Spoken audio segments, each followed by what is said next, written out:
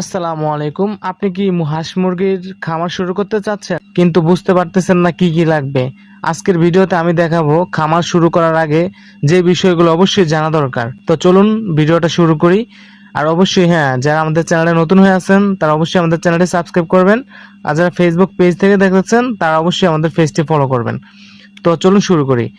১ number হচ্ছে সঠিক পরিকল্পনা। আপনি সঠিক পরিকল্পনা করবেন যে আপনি মুরগির খামার করবেন না হাঁসের খামার করবেন নাকি কিসের খামার করবেন। যদি মুরগির খামার হয়ে থাকে সেক্ষেত্রে আপনি কি টাইপের মুরগি লালন পালন করবেন।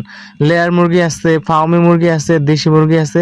তো এটা আপনি সঠিক পরিকল্পনা করবেন। ২ নম্বর হচ্ছে উপযুক্ত জায়গা নির্বাচন করবেন।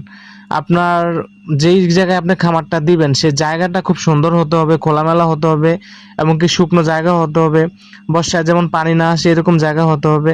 তাহলে আপনার অবশ্যই খামার করে ভালো হবে বা খামার করে লাভ করতে পারবেন। ৩ নাম্বার হচ্ছে প্রয়োজনীয় পুঁজি নির্ধারণ করা। আপনার বিশেষ করে আপনার বাজেট, আপনি কি বাজেটে মুরগির খামার করতে চাচ্ছেন। আপনার বাজেট যদি বেশি হয় তাহলে বড় করে করেন, আর যদি বাজেট কম হয় তাহলে ছোট করে করেন। ৪ নাম্বার হচ্ছে ভালো মানের বাচ্চা সংগ্রহ করা। আপনি কোথা থেকে বাচ্চা নিচ্ছেন এটাও কিন্তু অনেক গুরুত্বপূর্ণ একটা বিষয়। তাই বিশ্বস্ত হ্যাচারি যেখানে আছে বা যারা সুস্থ সবল ভালো বাচ্চা দেয় এরকম মানুষের কাছ থেকে বাচ্চা নেবেন। তাহলে আপনি প্রতারিত হবেন না, আপনাকে বাচ্চা দিয়ে ঠকাইবে না। আপনি আশা করি ভালো বাচ্চা হইলে আপনি খামার করেও লাভবান হতে পারবেন। তো আমরা কিন্তু যে কোনো বয়সের হাঁস মুরগির বাচ্চা বিক্রি করি, আপনি চাইলে আমাদের কাছ থেকে নিতে পারেন। ৫ নাম্বার হচ্ছে খাদ্য ও ঔষধ ব্যবস্থাপনা। খাদ্য এবং কি ঔষধ এই দুইটা সম্পর্কে আপনার ধারণাও থাকতে হবে।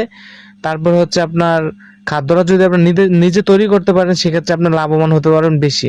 আর ওষুধের বিষয়ে আপনার অবশ্যই নলেজ থাকতে হবে। ৬ নাম্বার হচ্ছে নিয়মিত পরিচর্যা করা, পরিষ্কার পরিচ্ছন্ন বজায় রাখা। কারণ আপনার অপরিষ্কার থাকলে আপনার বিভিন্ন রকমের রোগ ব্যারাম হবে, মুরগির সমস্যা হবে, তো মুরগি মারা যাবে, সেক্ষেত্রে আপনার লস হবে। তো আসলে এই ৬টা বিষয় নিয়ে আলোচনা করলাম, একটু স্বাভাবিকভাবে আমি ধারণা দেওয়ার চেষ্টা করলাম। এই ৬টা বিষয় খেয়াল রাখবেন, আপনি মুরগির খামার শুরু করতে পারবেন।